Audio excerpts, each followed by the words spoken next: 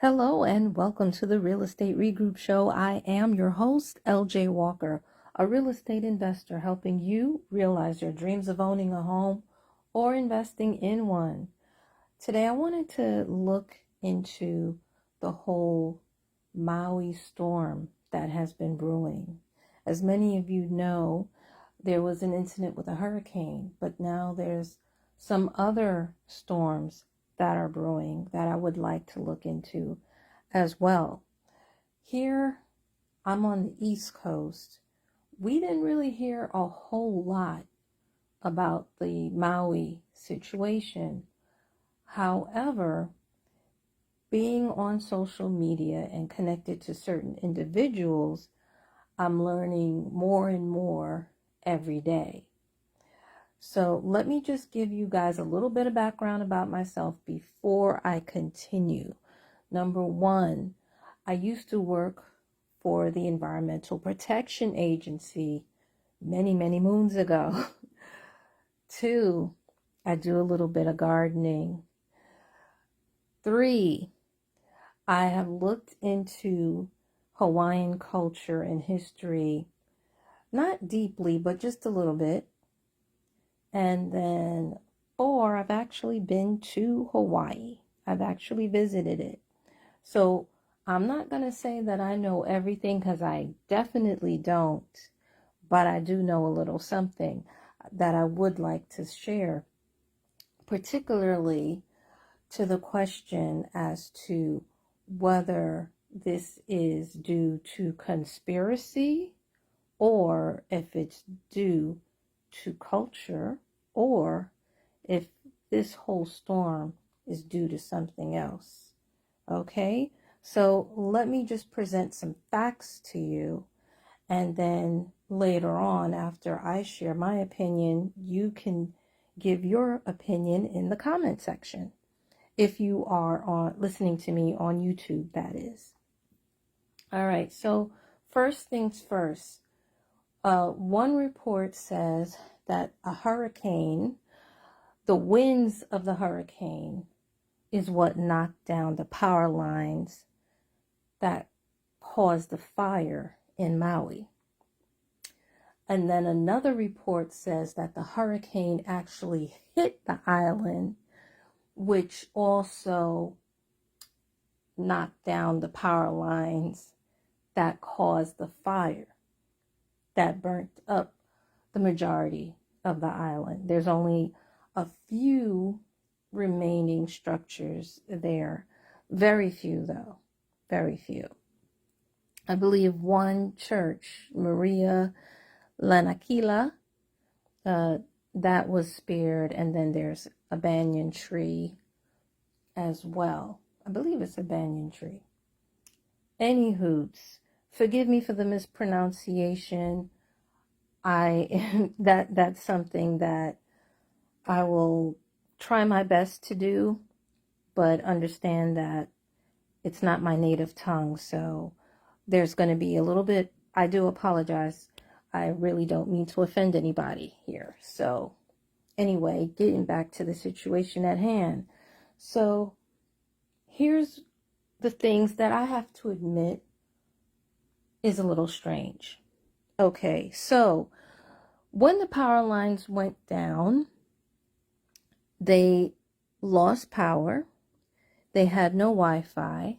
So therefore, that's one of the reasons why there was no notification sent out. And also there were no sirens. Now, I'm not sure if the sirens were connected to the power or not, or if they are connected some kind of way in a different sort of fashion. But it is kind of strange that no one tested the sirens periodically before this happened. It is sort of strange that the power companies did not lower the power, particularly what was going through the power lines. That is a little bit odd, if you will, being that the storm was there. And then The other thing was that it took the Coast Guard 2 hours to actually come and attend to the situation at hand. Okay, so those are some of the reasons why people feel that there may be some conspiracy going on. Okay? Now, there is something else that I feel does play a part, and there's controversy over that too, because there are many people who don't believe that there's climate change and that climate change has had anything to do with it. Well, of course I disagree. I know that climate change is real. It is factual. There's too much information to prove it. If you want to get scientific, but besides getting scientific, me personally, being on this earth for as long as I have been, I can feel the difference without even reading a scientific report. Okay? Hawaii, yes, has always been warm, has always been hot. However, it has been reported that their temperatures have been increasing over the years. So it's a lot warmer than before.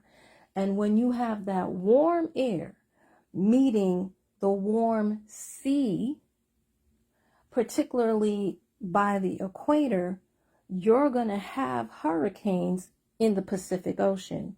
See, it's not necessarily exactly the same as the Atlantic Ocean. In the Pacific, the hurricanes start on the equator as opposed to off the coast of Africa. So that is the difference between the hurricanes in the two oceans, how they start. Okay? Hawaii is quite a bit of ways. It's north of the equator. Okay? It's a lot closer to it than other parts of the United States, but it still is quite a distance. The other thing is that Hawaii, for as long as they've known the earth to be in existence, did not get its first hurricane until 1950. And then even after that, they did not have as much hurricanes as, let's say, Florida or Alabama or some other places. As a matter of fact, they rarely ever got hurricanes. So why now? And how come this particular hurricane caused so much damage, devastated the place to the point where the entire roads were consumed and destroyed by fire? People had to jump into the ocean and swim in order to escape. Now, as I mentioned, I've been to Hawaii. When I was there, I saw a whale roll up onto the shore and give birth. So can you imagine you jumping in the water at night? You don't know what you're going to hit.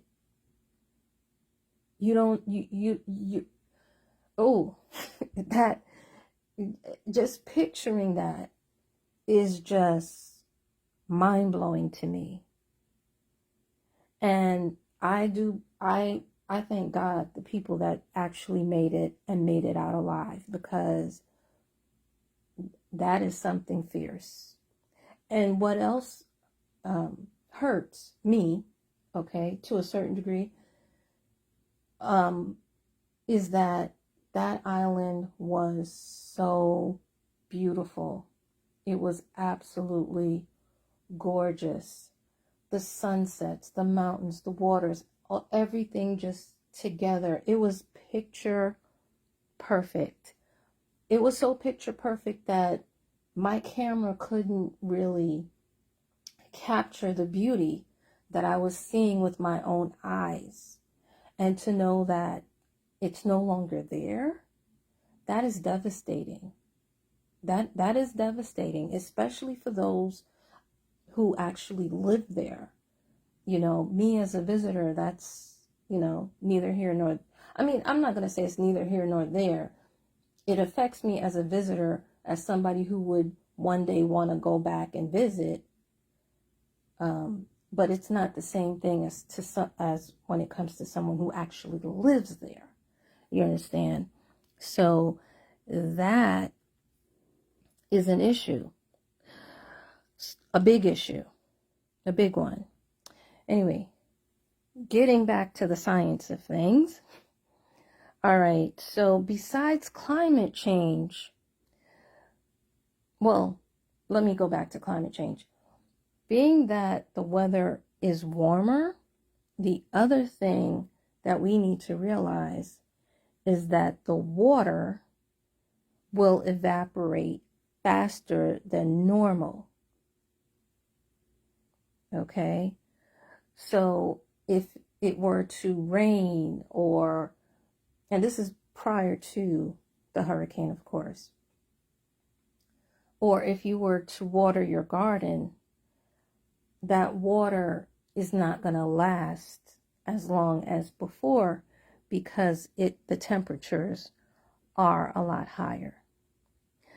In addition to that, many rivers on the island of Maui were diverted, and I heard that some of them were not diverted to the ocean. I'm not sure if they made that correction since I left the Environmental Protection Agency, which we call EPA, a while back, but that is actually an issue.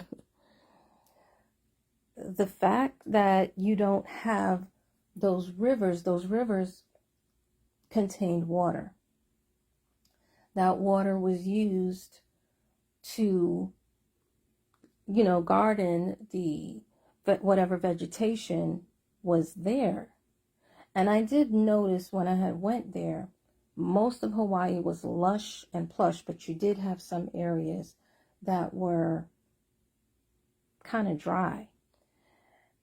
I didn't, it stayed in the back of my mind, of course, all these years, but I didn't necessarily pursue it because at that particular time, I was no longer working for EPA, right? So the matters were really not in my hands. Everything is out of my hands at that particular point.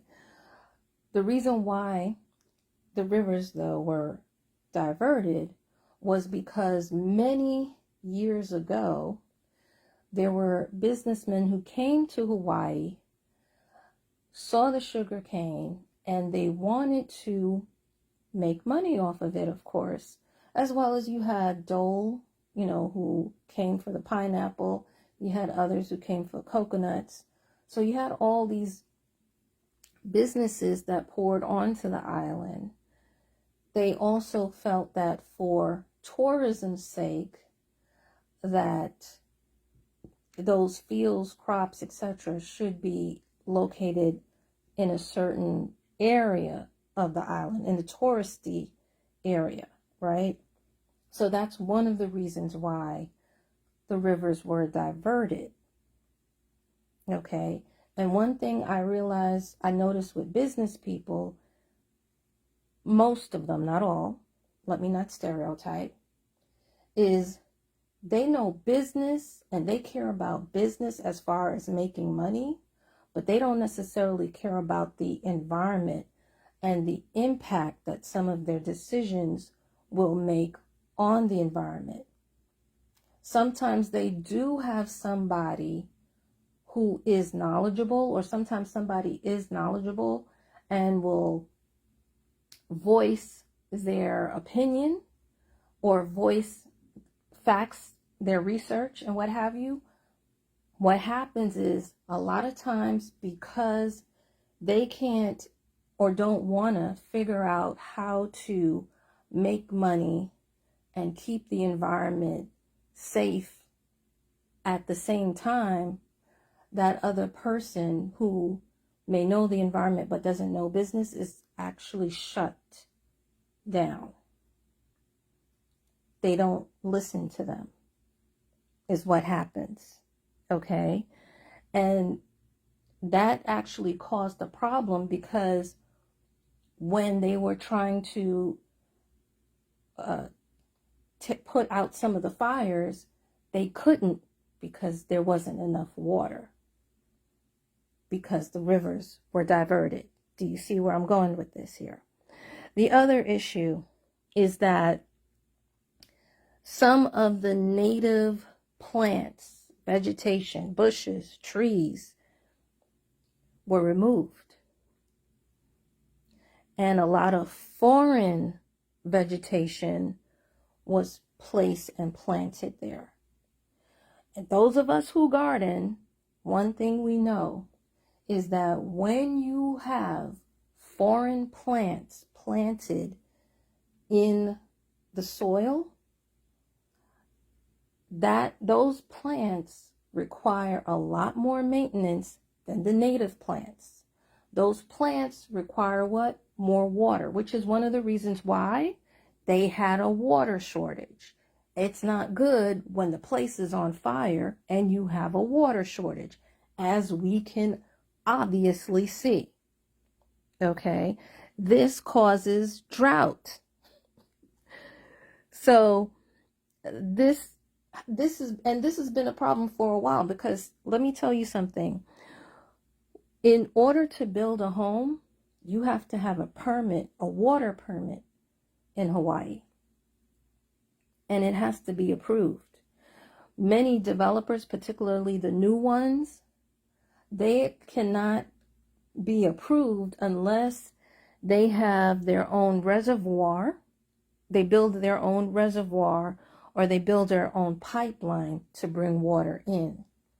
That's how bad it is. You understand? That's how bad it is on the island when it comes to water. All right? So now let's look at the houses. Why did some houses stand and many of the newer properties still stand? That was another issue that some people had and felt it was a conspiracy. But if you look at most of the old houses were actually made of wood. Wood is flammable, especially if you don't have certain coating on it, right? But most of the modern houses are built with materials that are non-flammable or that are slow to burn. So that's another reason why some properties stood up and some either were burnt down to the ground or were blown away to smithereens because of the force of the wind. Okay? And this didn't just affect the residents as far as their homes. This also affected businesses as well. All right? So this is what you guys have to keep in mind when it comes to why they didn't have enough water to fight the flames that were coming in. And again, let me just say this. The native Hawaiians, they care about the land, the water, and the air, actually. But a lot of the businessmen who came into Hawaii, who were not native Hawaiians, they did not really care. They don't look at land, air, and water. They don't see the spirituality of all of that. They don't know the ramifications as to if you do this, then that will happen. Most of them don't. And most of them, like I said, they only care about money. So when people say it's the culture, I'm like, okay, what culture? Maybe I'm wrong, because I had assumed that they meant the Hawaiian culture. But if that's the case, then you are wrong. It's not the Hawaiian culture that's the problem here. It's the outside cultures that came into Hawaii, yes, I'm going to say it, who screwed up their environment. And by knocking down, here's another thing too. See, there are some trees, some shrubs that will block strong winds and hurricanes from coming in, right? So when you tear those down, guess what? It makes it easier for the hurricane to come in. It's very similar to, if you guys recall what happened to Texas a few years back. I believe this was before the pandemic.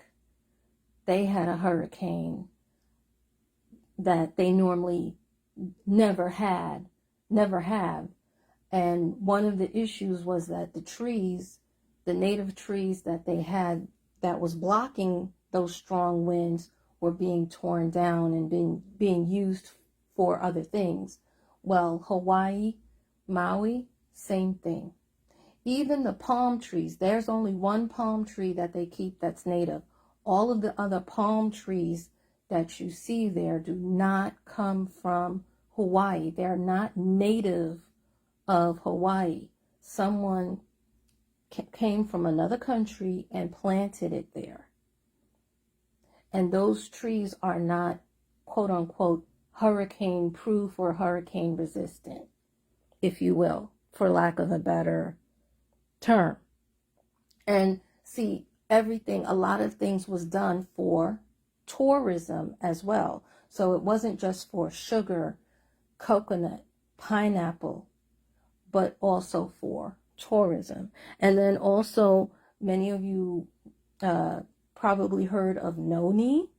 Noni is really soursop. Those of you who are Caribbean, it's the same plant. It's the exact same plant, all right?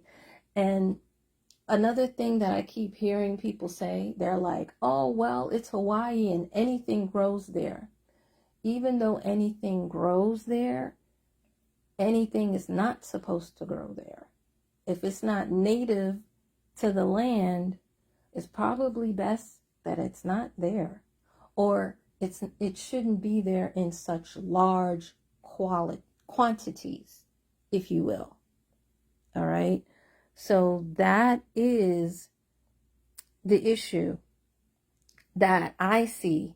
These are just plain facts that I'm just spitting at you out there.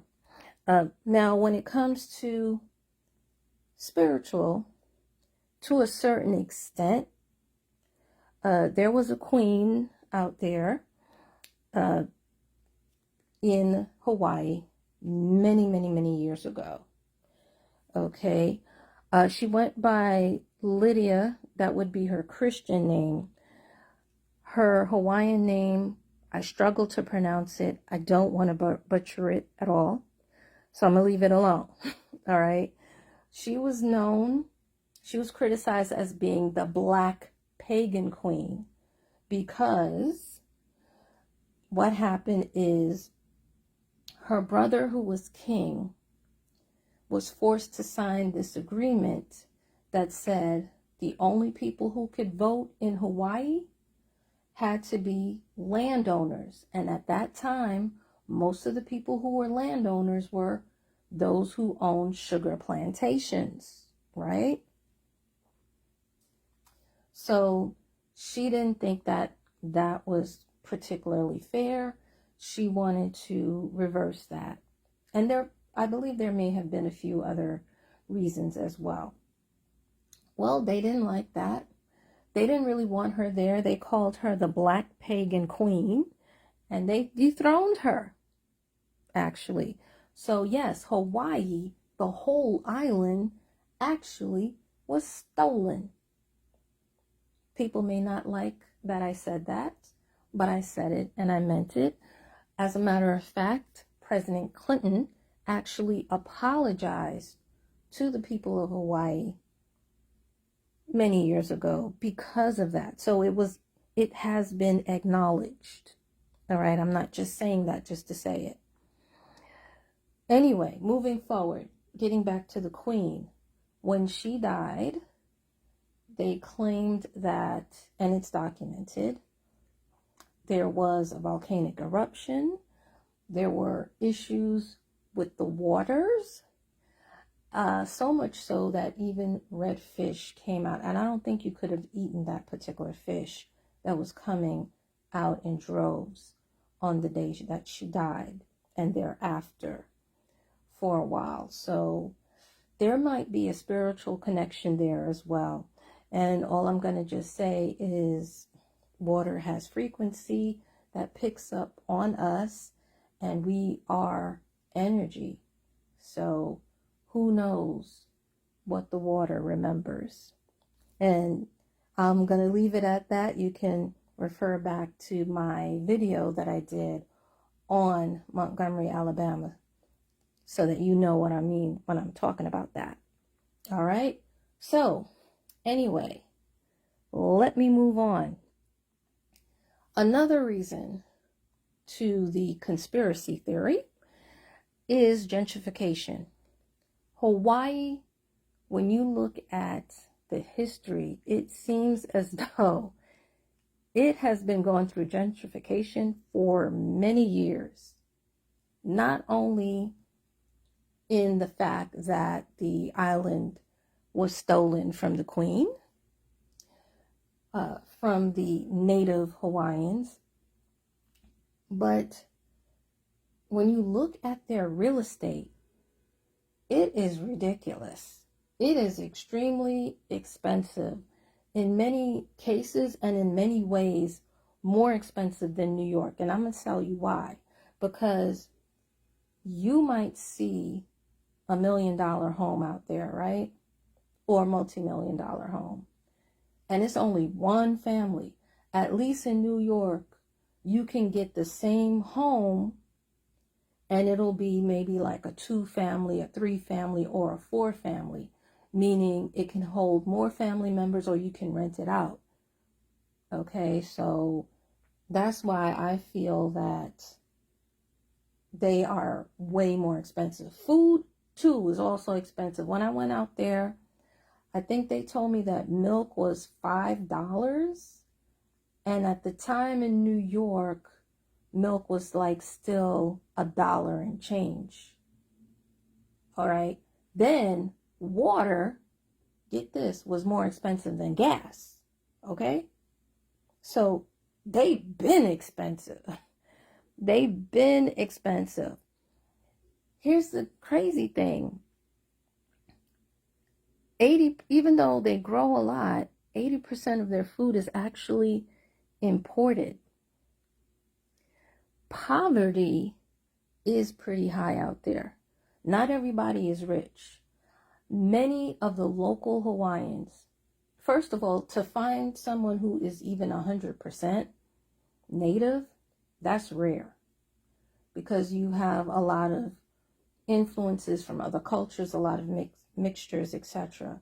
But many of the native Hawaiians have actually moved to different areas, different places in the United States, or I'm also quite certain other areas in the Pacific or other countries, somewhere else, because that is how high it is. Okay? And that is one of the reasons why sometimes when people move away, they lose touch with their family. And communication may not be as strong as it used to be. So what happens is you have a lot of developers that come in. Just like right now, a lot of real estate investors actually are going to Hawaii, and they're using this opportunity, if you will, to speak to people and see what properties they can buy, even though the properties are burnt up. in many cases. They want that land.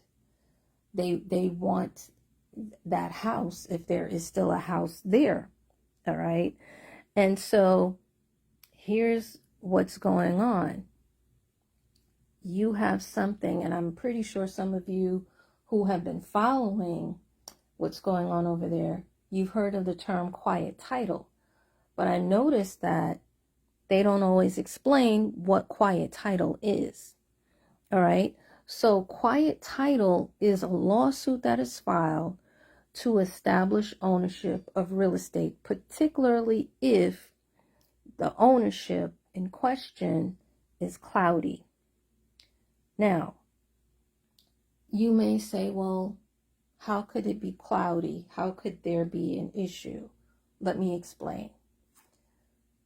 When you buy a tax lien, or in some cases a tax deed, sometimes or many times you're advised to quiet the title, because the person that is supposed to pay the taxes for the property is not doing so, or they've fallen behind. And if they fall behind, they may contact another relative or so to come and pay the taxes. And there's been instances where people will come at the last minute to pay those taxes so that you, the tax lien investor, can't get that property, right? Or there may be another instance, and this is what I've been told happens in Hawaii a lot as well, is that sometimes the property is left to several siblings, and one sibling wants to sell the property, so they do, but then the other lots that used to also belong to the property but may belong to, let's say, a sister or brother, that sister or brother may not live there, may not be taking care of it, so that person then goes and gets quiet title to take over those extra plots, those extra, I don't know if you would say partition,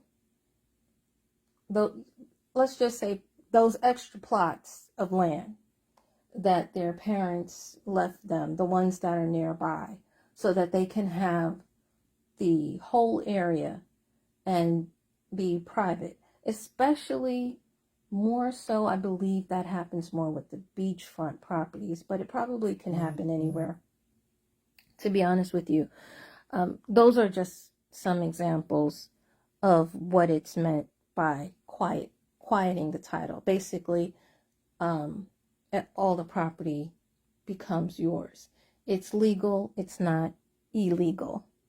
So that is one of the ways that many investors come and take property in Maui. But they also, to be honest, quiet title can be used anywhere, not just in Hawaii. Okay? And the other reason, forgot one other way, or another reason why people use quiet title, is because sometimes homes are passed down in Hawaii without wills or trusts, right? And even sometimes when they are passed down with the trust, they don't have the right of first refusal put in there. What is right of first refusal? What it means is that your sibling cannot sell the property to someone outside of the family. They have to sell it to someone in the family first before trying to sell it to someone outside of the family. So that's what right of first refusal is. And some people don't have that in their trust. Listen, note, I'm not a lawyer.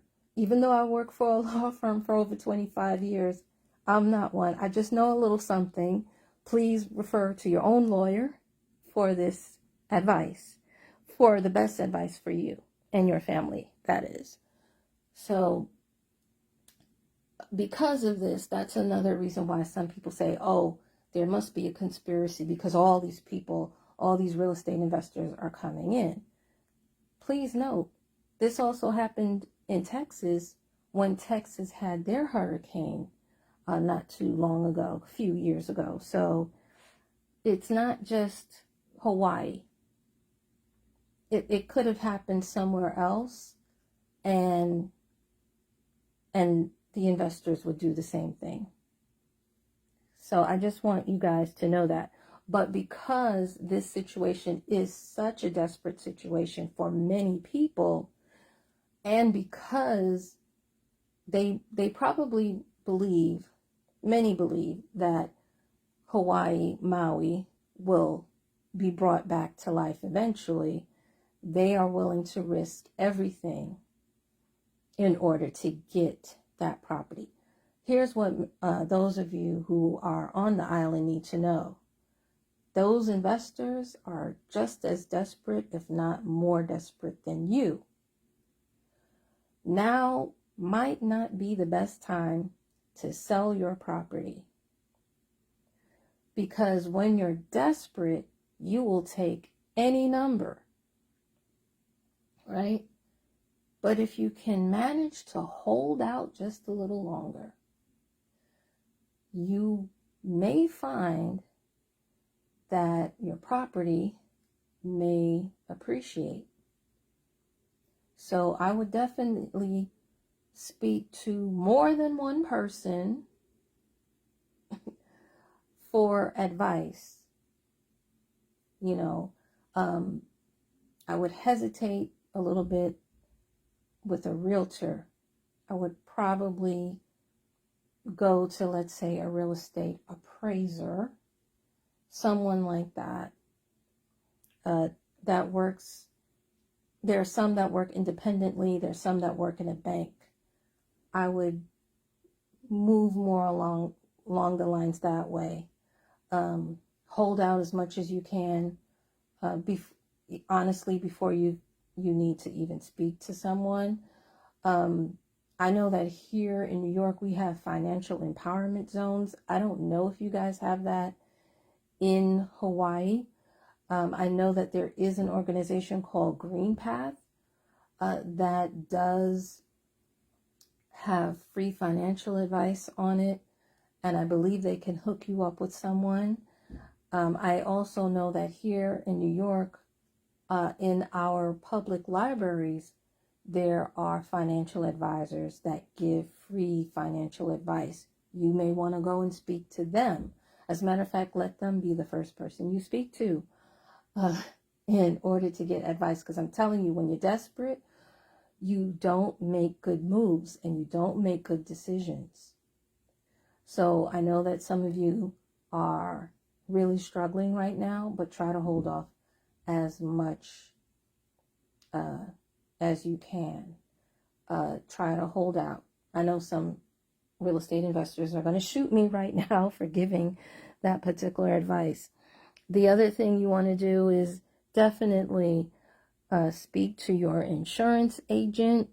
I understand that FEMA is out there right now. Speak to someone out there.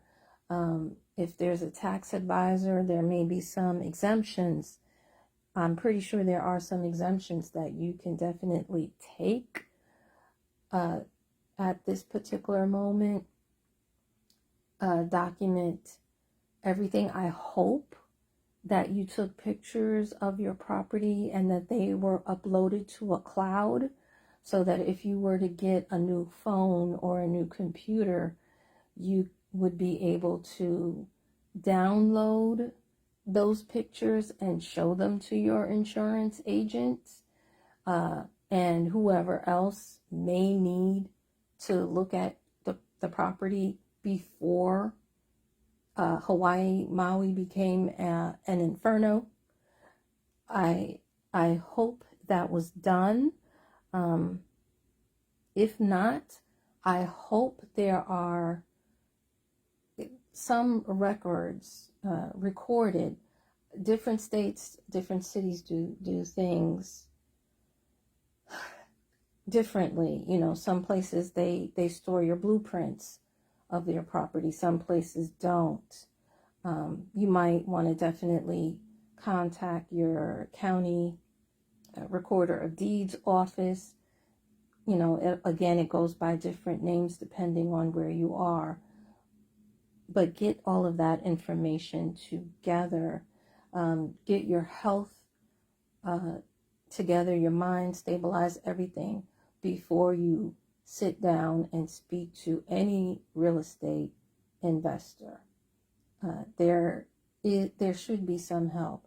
As far as investors helping you stay on the property, that is possible.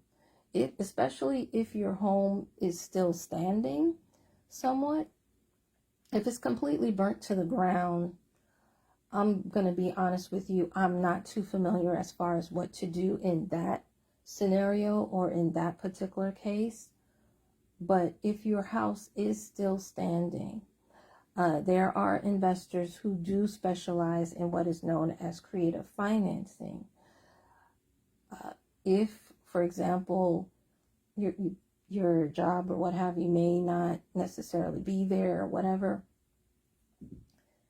they can buy, if I'm not mistaken, they might, well, that's the thing. I don't really know the law in Hawaii. I'm not sure if they can do subject to there, because then they could probably buy it subject to and then give it to you, turn around and give it to you as owner finance.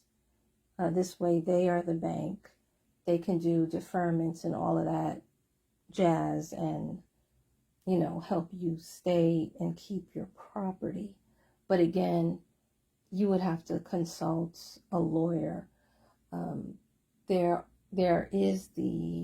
should be a legal aid society of some sort that you can go to and speak to find out, you know, the laws there regarding that. Guys, feel free to leave any suggestions in the comments just in case someone is listening to this video that needs some help and who may be desperate for it. But that's pretty much all the information that I have that I wanted to share with you. So yes, tell us what your opinions are, what your thoughts are, and again, any helpful advice will suffice. All right. So guys, feel free to share this amongst your friends. Remember, each one, reach one, teach one. Bye for now. Until next time, have a good night.